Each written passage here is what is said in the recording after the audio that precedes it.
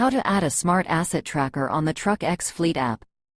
Find and tap on the TruckX Fleet app on your device. Please download the app, if not already done. Click on the plus icon to access the available options. Select Add Device to initiate the device addition process. Choose Smart Asset Tracker from the list of devices. Click Next to proceed. There are two ways to add a device. You can either scan the QR code on the device or manually enter the IMEI number. For QR code scanning, select Scan QR code and click Next. Grant camera permission to the app if prompted. Scan the QR code on the device to automatically capture the IMEI number. Alternatively, you can manually enter the IMEI number by selecting Manually Enter IMEI Number and then click Next.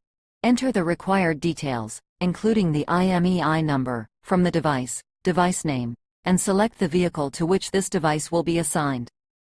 Click Add. Yay! The device is now added to your account. You can proceed to physically install the device on the vehicle.